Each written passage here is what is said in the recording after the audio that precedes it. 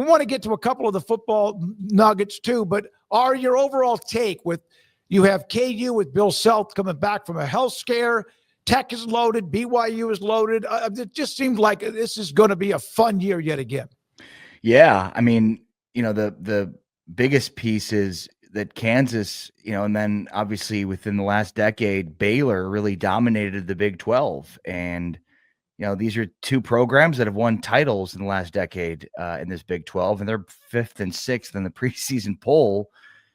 And, certainly Baylor has a total roster turnover. I actually do like their team, but Kansas should be really good with Darren Peterson and Flory Bidunga. But yeah, at the top of the conference, clearly Houston with what they bring back, and then BYU with Debansa being brought to the table with Richie Saunders and what they already have. Arizona is going to be very good. Texas Tech, I mean, you referenced it there. I think Grant McCasland may be the best coach of the Big 12 right now. So yeah, it's going to be as good as the league's been. Last year I think the league took a backseat to the SEC. 2 years ago, the Big 12 was absolutely the best league, and I think this is the year that it returns to being the best league in college basketball. Yeah, Ari, I agree. When I put in my ballot, I think the top 7 or 8, I'll say 7, like maybe the top 2 are interchangeable. Then like the middle, like the next 5 are pretty interchangeable. And you kind of go on down the list because it's that way. Now, I do think there's a bit of a drop off after Kansas State and TCU in what we know, but that doesn't mean it won't be good. It's just with Digital James, not with Cincinnati now and all that. I think there's a lot of questions with a lot of teams like UCF and all that of what do you really have in your roster? What have we seen? So let me ask you this, Paul, who's like the drop off? Who do you think is going to be the finish at the bottom of the Big 12? I had Arizona State last. Yeah. Just because it just didn't seem to end well last year. And Robbie Hurley is on, shaking around. No, I agree with that. I think, Arizona State, UCF. I think Cincinnati is a tournament team this year. They have, arguably one of the most underrated players in the Big 12 last year, and Mustafa TM at UCF, who's now transferred to Cincinnati. This guy that could block shots. He could guard 1 through 5 with his size at 7 feet. He can step out and shoot. And they added him to Day Thomas. And I think there's 2 guys in the Big 12, I think, that are really under the gun this year, which would be Jerome Tang and Wes Miller at Cincinnati. And I think both are going to be good. I mean, PJ Haggerty, King McClure, who was on with us, could not stop raving about Haggerty and how underrated he was heading into the season, considering he was a 21-point scorer. But I mean, K-State has 2 guys that were 20-point scorers last year. So I think those are 2 programs to me, Paul, that are kind of on the edge of that. Will it be 7 or 8 teams? Will it be 9 or 10 teams that get into the dance? So, we'll see. And look, I mean, the interesting thing about this whole thing is so much of these conversations that we'll have deep into the season really get decided by November and December. And that is, how does the Big 12 fare in non-conference play? Because depending on how those games go, then you end up having those become quad 1 wins. And if you remember last year, and the same thing it was the Big 12 2 years ago, is the same thing in the SEC last year, where every win down the stretch of the season for SEC teams was a quad 1 or quad 2 win, which means the wins help you and the losses don't hurt you. And so, again, that all goes back to what you do in the non-conference in November and December. That goes a long way in that quad 1, quad 2 stuff that really helps to measure who makes the tournament. One other basketball question, and we get some football. I had this question in the chat, so I was from SJL Plus. Has Jaque Vaughn even had any impact yet on the KU basketball program now that he's joined that staff? Anything with that?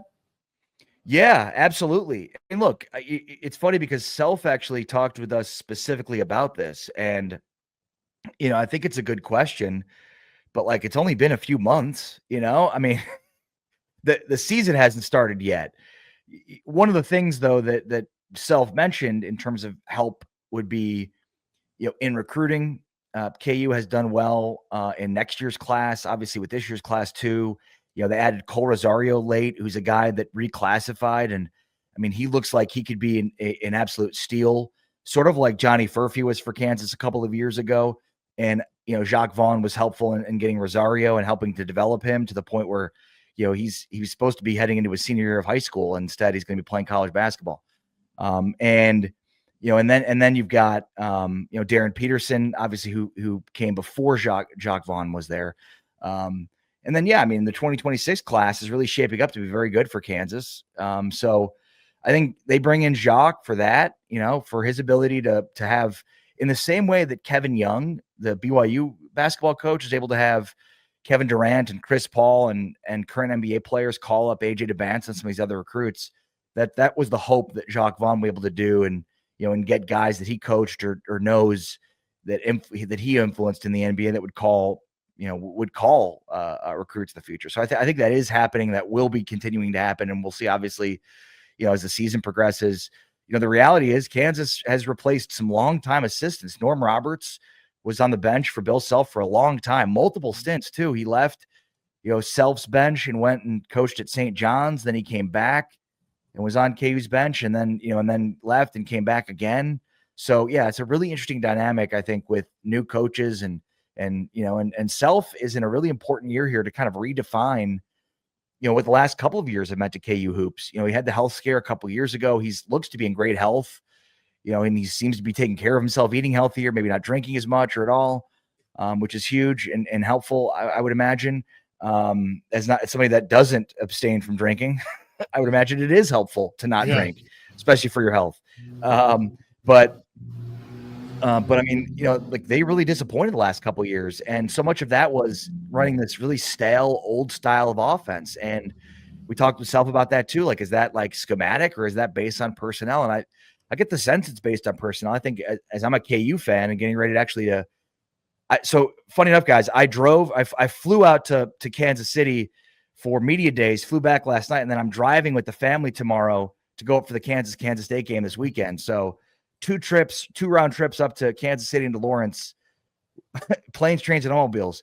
But yeah, I mean, that's, when I look at Kansas basketball, I think, what they're able to do schematically, that's maybe different than what they had been doing where, and Self mentioned they were somewhat limited with Hunter Dickinson. Obviously, I think it's clear that Dickinson was not the best addition. And what Kansas has really done has put way more money and commitment into high school recruiting as opposed to the transfer portal, which I think is what Bill Self initially was doing.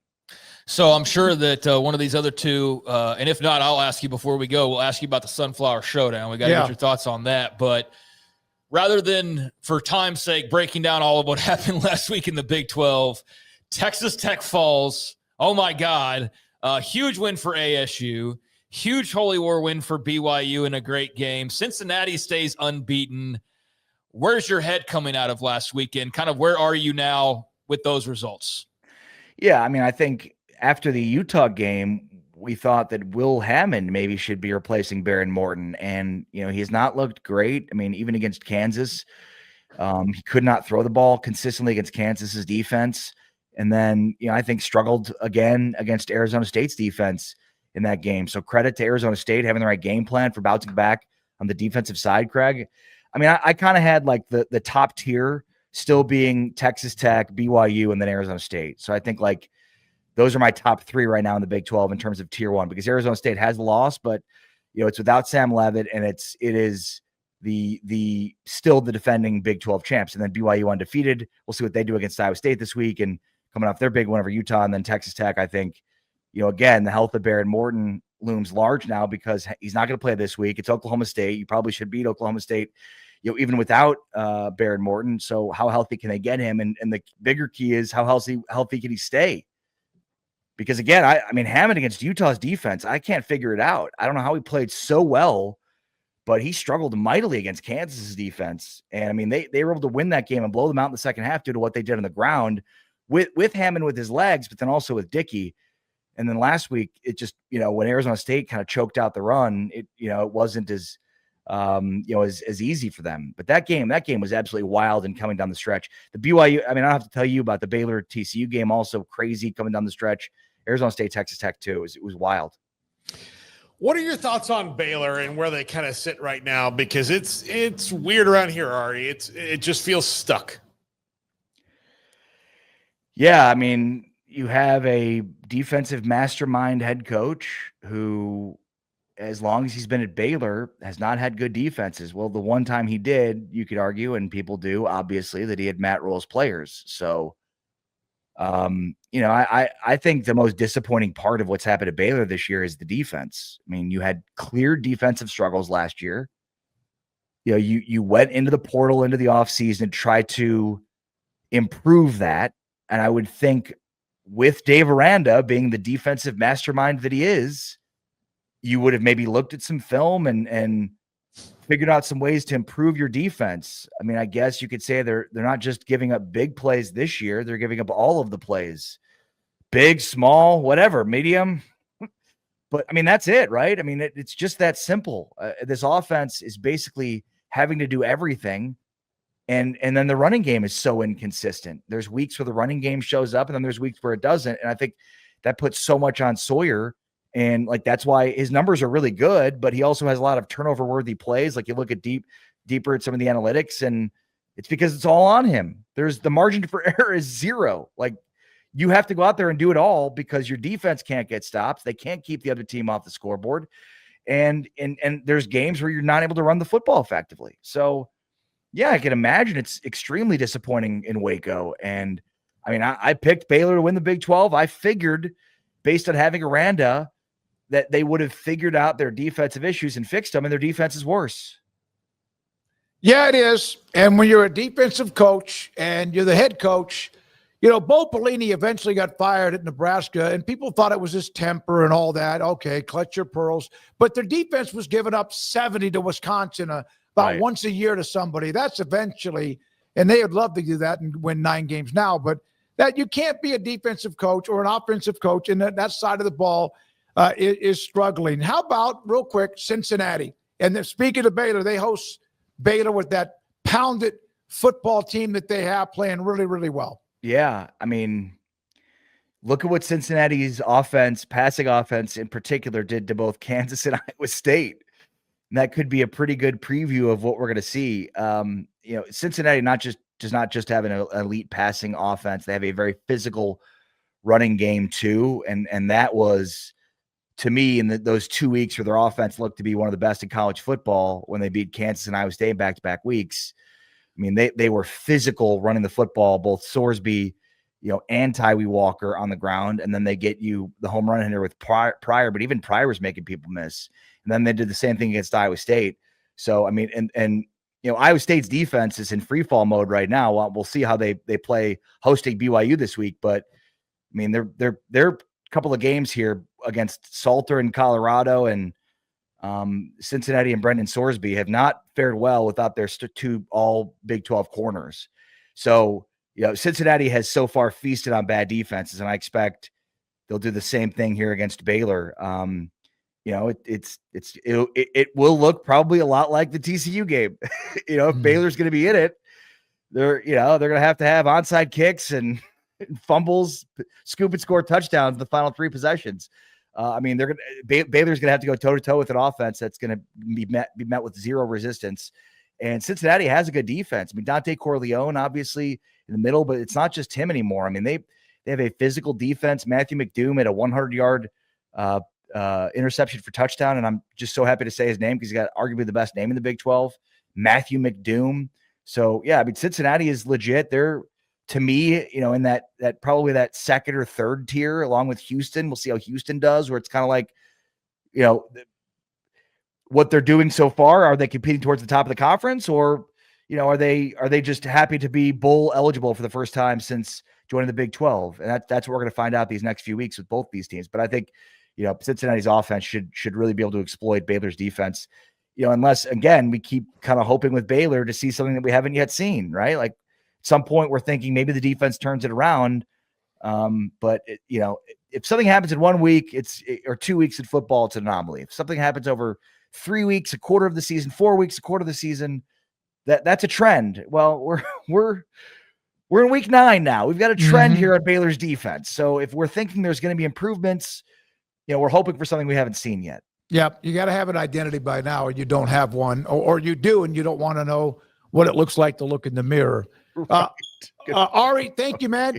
Enjoy your trip back to watch that game. Great. It's really an intriguing 16 straight for K-State against KU. I know people don't want to hear that at KU, but ought to be one heck of a game. Thanks for your time today, Brian. Yeah, I mean, I hope all the Kansas players have seen it, and I hope it's everywhere because, yeah, this is the year it's got to end. Kansas is in the best position for it to end this year, so it better end this year in front of their new stadium. Can't wait to see it. I'll have to give you guys the full report on the new digs when I'm on next week, so can't wait. I'm also going to go see Kansas, who just beat 10th ranked TCU in volleyball last night. I'm going to go see them play Kansas State at Allen Fieldhouse